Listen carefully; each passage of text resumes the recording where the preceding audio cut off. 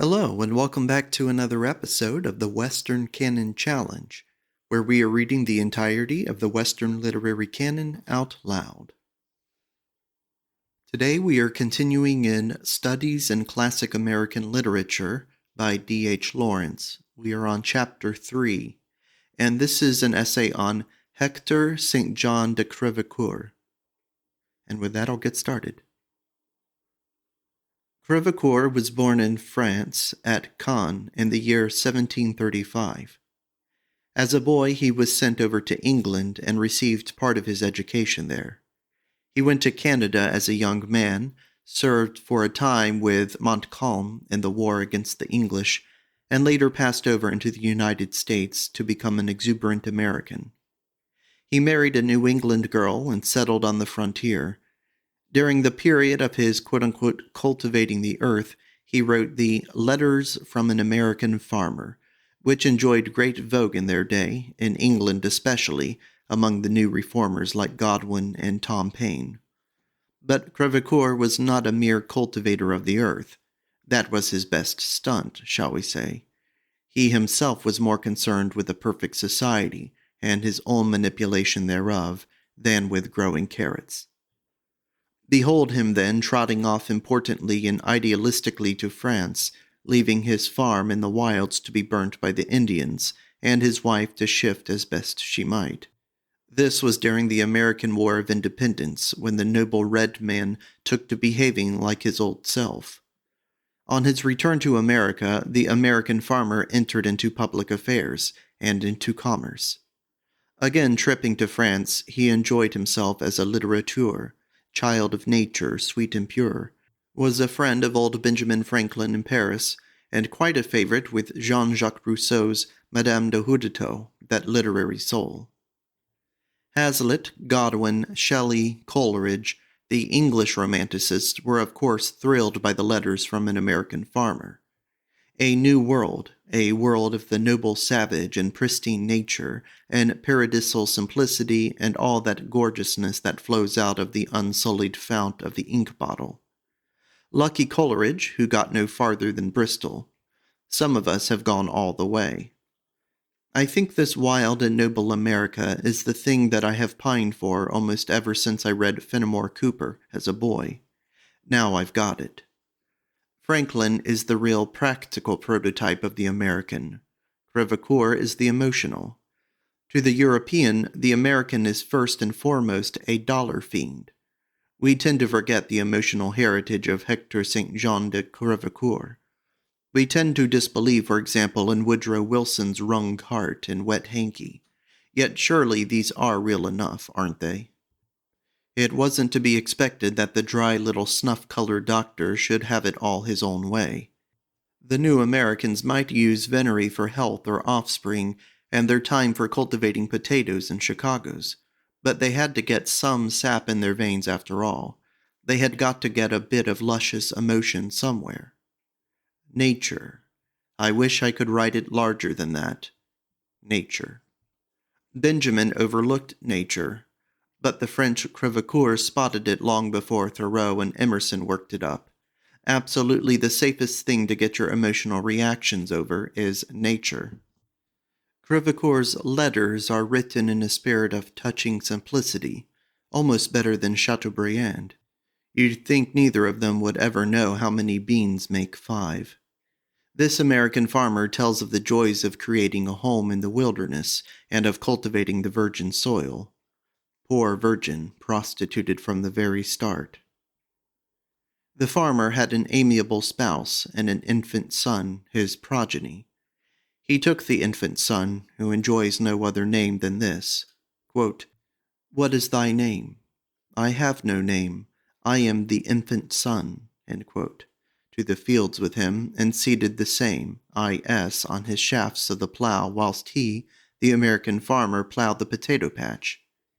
He also, the A.F., helped his neighbors, whom no doubt he loved as himself, to build a barn, and they labored together in the innocent simplicity of one of nature's communities. Meanwhile, the amiable spouse, who likewise in Blakean simplicity has no name, cooked the doughnuts or the pie, though these are not mentioned. No doubt she was a very deep-breasted daughter of America, though she may equally have been a flat-bosomed Methodist. She would have been an amiable spouse in either case, and the American farmer asked no more. I don't know whether her name was Lizzie or Hula Bula, and probably Crèvecoeur didn't. Spouse was enough for him. Quote, "Spouse, hand me the carving knife." End quote. The infant son developed into healthy offspring as more appeared. No doubt Crèvecoeur had used venery as directed. And so these children of nature toiled in the wild at simple toil with a little honest sweat now and then. You have the complete picture, dear reader. The American farmer made his own family picture, and it is still on view. Of course, the amiable spouse put on her best apron to be the im-bild for all the world to see and admire. I used to admire my head off before I tiptoed into the wilds and saw the shacks of the homesteaders. Particularly the amiable spouse, poor thing. No wonder she never sang the song of simple toil in the innocent wilds. Poor haggard drudge, like a ghost wailing in the wilderness, 9 times out of 10. Hector St. John, you have lied to me. You lied even more scurrilously to yourself. Hector St. John, you are an emotional liar. Jean-Jacques, Bernardin de Saint-Pierre, Chateaubriand, exquisite François le Valiant, you lying little lot with your nature sweet and pure. Marie Antoinette got her head off for playing dairymaid, and nobody even dusted the seats of your pants till now, for all the lies you put over us. But Crèvecoeur was an artist as well as a liar. Otherwise, we would not have bothered with him. He wanted to put nature in his pocket, as Benjamin put the human being. Between them, they wanted the whole scheme of things in their pockets, and the things themselves as well. Once you've got the scheme of things in your pocket, you can do as you like with it, even make more money out of it if you can't find it in your heart to destroy it, as was your first intention. So, H. St. J. de C. tried to put nature sweet and pure in his pocket. But nature wasn't having any. She poked her head out and baaed. This nature sweet and pure business is only another effort at intellectualizing, just an attempt to make all nature succumb to a few laws of the human mind, the sweet and pure sort of laws. Nature seemed to be behaving quite nicely for a while. She has left off. That's why you get the purest intellectuals in a garden suburb or a brook farm experiment. You bet Robinson Crusoe was a highbrow of highbrows. You can idealize or intellectualize, or, on the contrary, you can let the dark soul in you see for itself. An artist usually intellectualizes on top, and his dark underconsciousness goes on contradicting him beneath. This is almost laughably the case with most American artists. Crèvecoeur is the first example. He is something of an artist. Franklin isn't anything. Crèvecoeur, the idealist, puts over us a lot of stuff about nature and the noble savage and the innocence of toil, etc., etc. Blarney. But Crèvecoeur, the artist, gives us glimpses of actual nature, not writ large. Curious that his vision sees only the lowest forms of natural life. Insects, snakes, and birds he glimpses in their own mystery, their own pristine being, and straightway gives the lie to innocent nature. I am astonished to see, he writes quite clearly in the letters, that nothing exists but what has its enemy, one species, pursue and live upon another. Unfortunately, our kingbirds are the destroyers of those industrious insects, the bees. But on the other hand, these birds preserve our fields from the depredations of the crows, which they pursue on the wing with great vigilance and astonishing dexterity. This is a sad blow to the sweet and pureness of nature, but it is the voice of the artist in contrast to the voice of the ideal turtle. It is the rudimentary American vision. The glimpsing of the kingbirds and winged hostility and pride is no doubt the aboriginal Indian vision carrying over. The eagle symbol in human consciousness. Dark, swinging wings of the hawk-beaked destiny that one cannot help but feel beating here above the wild center of America. You look round in vain for the one being who made all things and governs the world by his providence. One species pursue and live upon another. Reconcile the two statements if you like, but in America, act on Crèvecoeur's observation. The horse, however, says Hector, is the friend of man, and man is the friend of the horse. But then we leave the horse no choice, and I don't see much friend exactly in my sly old Indian pony, though he is quite a decent old bird. Man, too, says Hector, is the friend of man. Whereupon the Indians burnt his farm. So he refrains from mentioning it in the letters, for fear of invalidating his premises. Some great hornets have fixed their nest on the ceiling of the living rooms of the American farmer, and these tiger-striped animals fly round the heads of the healthy offspring and the amiable spouse, to the gratification of the American farmer. He liked their buzz and their tiger waspishness. Also, on the utilitarian plane, they kept the house free of flies. So Hector says. Therefore, Benjamin would have approved. But of the old feelings of the amiable S on this matter we are not told, and after all it was she who had to make the jam. Another anecdote. Swallows built their nest on the veranda of the American farm. Wrens took a fancy to the nest of the swallows. They pugnaciously, I like the word pugnaciously, it is so American, attacked the harbingers of spring and drove them away from their nice adobe nest. The swallows returned upon opportunity, but the wrens, coming home, violently drove them forth again, which continued until the gentle swallows patiently set up to build another nest, while the wrens sat in triumph in the usurped home. The American farmer watched this contest with delight, and no doubt loudly applauded those little rascals of wrens. For in the land of the free, the greatest delight of every man is in getting the better of the other man. Crèvecoeur says he shot a kingbird that had been devouring his bees. He opened the craw and took out a vast number of bees, which little democrats, after they had lain a minute or two stunned, in the sun roused, revived, freeing their wings and walked off debonair, like Jonah up the seashore, or like true Yanks escaped from the craw of the kingbird of Europe. I don't care whether it's true or not. I like the picture, and see in it a parable of the American resurrection. The hummingbird. Quote, its bill is as long and sharp as a coarse sewing needle. Like the bee, nature has taught it to find out in the calyx of flowers and blossoms those mellifluous particles that can serve it for sufficient food. And yet it seems to leave them untouched, undeprived of anything that the eye can possibly distinguish. Where it feeds it appears as if immovable, though continually on the wing. And sometimes, from what motives I know not, it will tear and lacerate flowers into 100 pieces, for, strange to tell, they are the most irascible of the feathered tribe. Where do the passions find a room in so diminutive a body? They often fight with the fury of lions until one of the combatants falls a sacrifice and dies. When fatigued, it is often perched within a few feet of me, and on such favorable opportunities I have surveyed it with the most minute attention. Its little eyes appear like diamonds, reflecting light on every side, most elegantly finished in all parts. It is a miniature work of our great parent, who seems to have formed it smallest and at the same time most beautiful of the winged species. End quote. A regular little Tartar, too. Lions no bigger than ink spots. I have read about hummingbirds elsewhere in Bates and W. H. Hudson, for example, but it is left to the American farmer to show me the real little raging lion.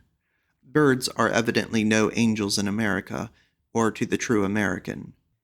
He sees how they start and flash their wings like little devils, and stab each other with egoistic sharp bills. But he sees also the reserved, tender shyness of the wild creature, upon occasion. Quails in winter, for instance.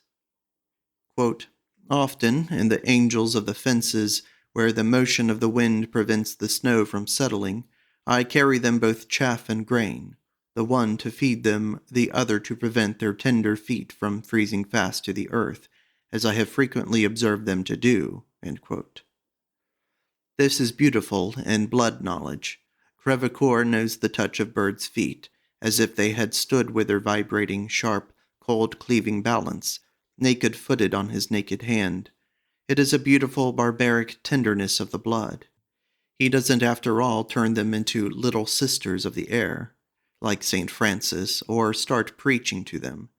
He knows them as strange, shy, hot-blooded concentrations of bird presence. The letter about snakes and hummingbirds is a fine essay in its primal, dark veracity. The description of the fight between two snakes, a great water snake and a large black serpent, follows the description of the hummingbird. Quote, "Strange was this to behold, two great snakes strongly adhering to the ground, mutually fastened together by means of the writhings which lashed them to each other, and stretched at their full length, they pulled but pulled in vain. And in the moments of great exertions, that part of their bodies which was entwined seemed extremely small, while the rest appeared inflated, and now and then convulsed with strong undulations, rapidly following each other. Their eyes seemed on fire, and ready to start out of their heads. At one time the conflict seemed decided. The water snake bent itself into two great folds, and by that operation rendered the other more than commonly outstretched. The next minute the new struggles of the black one gained an unexpected superiority. It acquired two great folds, likewise, which necessarily extended the body of its adversary in proportion as it had contracted its own." End quote. This fight, which Crèvecoeur describes to a finish, he calls a sight uncommon and beautiful. He forgets the sweet and pureness of nature, and is for the time a sheer opheliator, and his chapter is as handsome a piece of opheliatry, perhaps, as that coiled Aztec rattlesnake carved in stone. And yet the real Crèvecoeur is, in the issue, neither farmer nor child of nature, nor opheliator. He goes back to France and figures in the literary salons, and is a friend of Rousseau's Madame de Houdetot. Also, he is a good businessman, and arranges a line of shipping between France and America. It all ends in materialism, really, but the letters tell us nothing about this. We are left to imagine him retiring in grief to dwell with his red brothers under the wigwams. For the War of Independence has broken out, and the Indians are armed by their adversaries. They do dreadful work on the frontiers. While Crèvecoeur is away in France, his farm is destroyed, his family rendered homeless, so that the last letter laments bitterly over the war, and man's folly and inhumanity to man. But Crèvecoeur ends his lament on a note of resolution.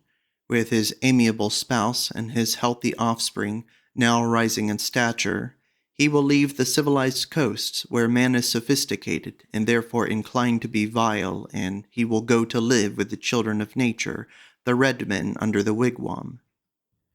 No doubt, in actual life, Crèvecoeur made some distinction between the Indian, who drank rum a la Franklin, and who burnt homesteads and massacred families, and those Indians, the noble children of nature, who peopled his own predetermined fancy.